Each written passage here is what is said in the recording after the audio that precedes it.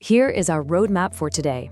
We'll be moving systematically through the syllabus, covering everything from culture and geography in GS1, all the way down to a deep dive into Assam's developmental paradox for GS Paper 5.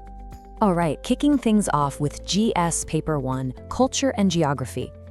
This is a massively scoring section, my friends, especially if you can effectively link our local Assamese heritage and geography to the broader national themes. And this first topic brilliantly illustrates exactly what I mean. Think about this. Two deeply loved historic Assamese children's magazines, Mauchak and Nutun Avishkar, are currently being digitally preserved by the University of California, working right alongside Teezpur University. For generations long before smartphones and the digital era, these magazines nurtured the reading habits and the scientific temper of Assamese children. And now, they are entering a globally respected academic archive. Aspirants, you definitely want to note this down for your Indian heritage and culture answers.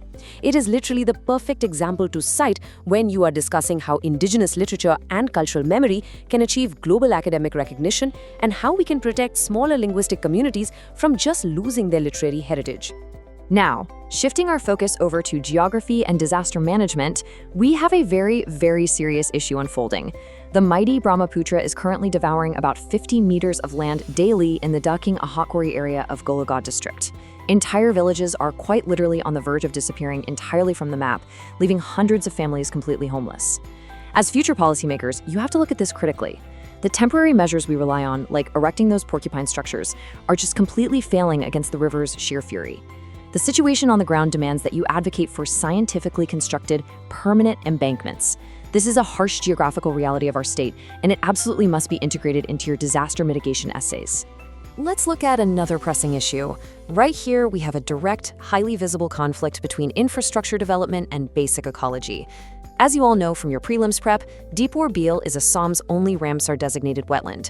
But right now, there's a massive controversy brewing because nearly 200 mature trees, including these beautiful decades-old teak trees, are marked to be cut down by the Northeast Frontier Railway. They are building an elevated railway corridor that's intended to be wildlife-friendly to prevent elephant collisions. However, environmentalists are raising some severe red flags. The argument is that you cannot simply replace complex, old-growth ecosystems with compensatory sapling plantations. Deepor Beel acts as a crucial floodwater reservoir for Guwahati, and it's a vital bird habitat. When you write about environmental impact assessments, this is exactly the kind of real-world lens you need to use. Moving right along to GS Paper 2, Education and Governance.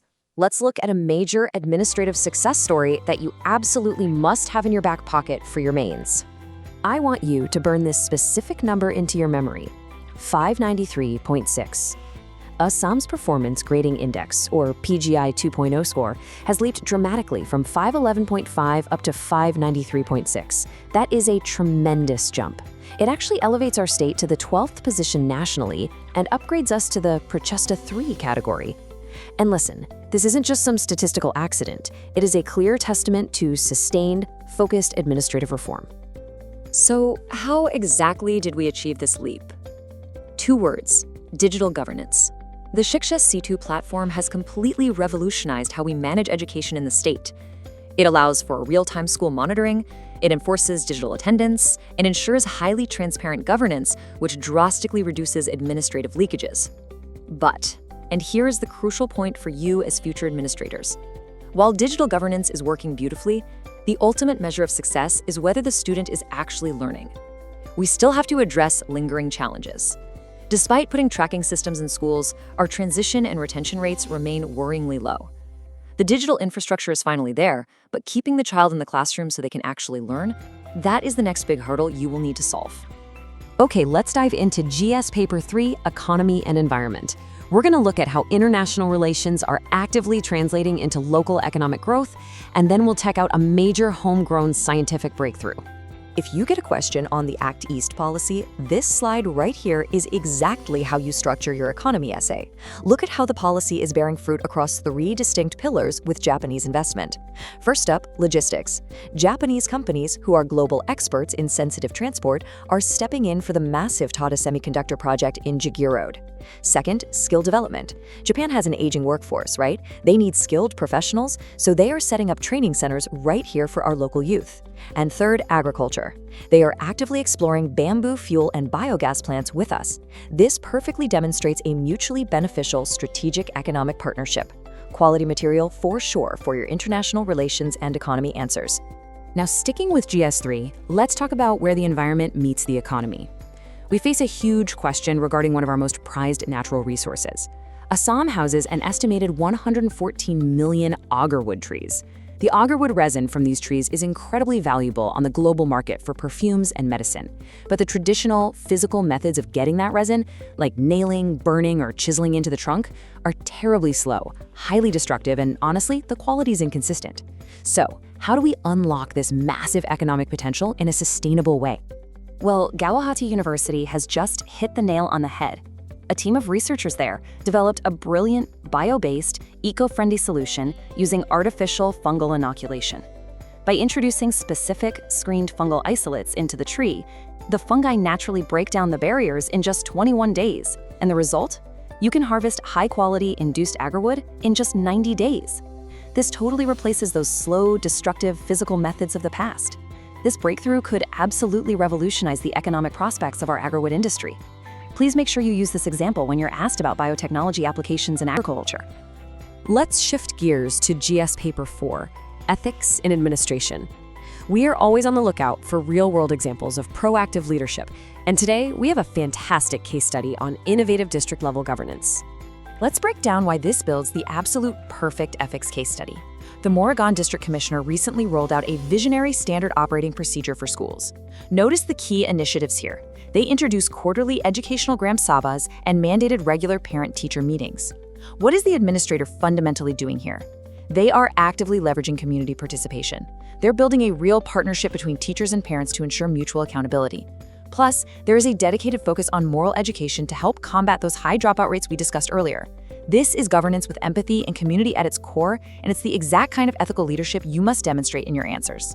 Finally, we reached the climax of today's explainer, GS Paper 5, Assam's Developmental Paradox.